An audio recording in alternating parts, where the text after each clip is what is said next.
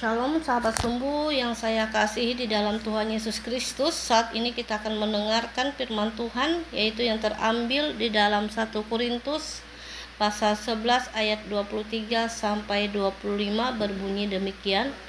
Sebab apa yang telah kuteruskan kepadamu telah aku terima dari Tuhan, yaitu bahwa Tuhan Yesus pada malam waktu ia diserahkan mengambil roti.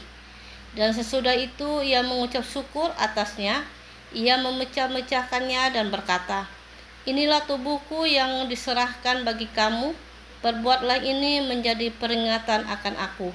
Demikian juga ia mengambil cawan sesudah makan, lalu berkata, "Cawan ini adalah perjanjian baru yang dimeteraikan oleh darahku, perbuatlah ini setiap kali kamu meminumnya menjadi peringatan akan aku." Saat ini saya mengambil tema untuk kita, yaitu korban Yesus bagi manusia. Dalam kehidupan ini setiap orang pasti pernah mendengar tentang kasih. Namun tidak semua kasih benar-benar diwujudkan dalam tindakan nyata. Dunia sering menggambarkan kasih sebagai perasaan, kata-kata atau janji. Tetapi Alkitab menunjukkan bahwa kasih sejati selalu disertai pengorbanan. Kasih yang sejati bukan hanya diucapkan, tetapi dibuktikan.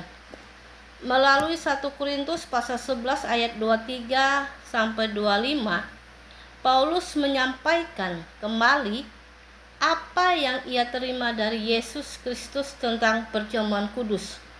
Pada malam sebelum ia disalibkan, Yesus memberikan roti dan cawan sebagai lambang tubuh dan darahnya. Di balik tindakan sederhana ini tersimpan makna yang sangat dalam tentang pengorbanannya bagi manusia. Topik ini mengajak kita untuk tidak hanya memahami, tetapi juga merenungkan betapa besar kasih Yesus yang dinyatakan melalui pengorbanannya. Ia rela menyerahkan dirinya demi menebus dosa manusia dan membuka jalan keselamatan.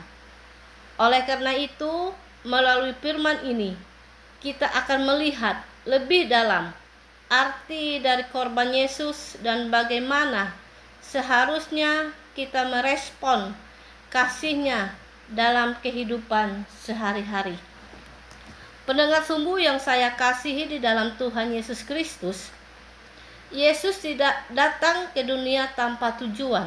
Dalam bagian ini, Paulus mengingatkan bahwa pada malam ia diserahkan, Yesus Kristus sudah mengetahui apa yang akan terjadi.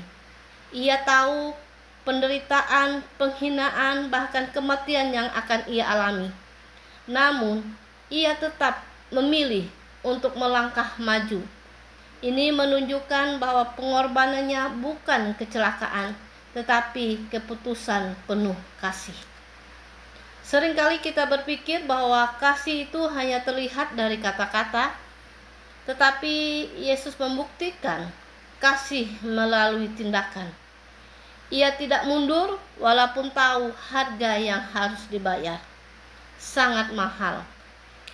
Ia tidak melarikan diri dari salib, tetapi justru memeluknya demi keselamatan manusia.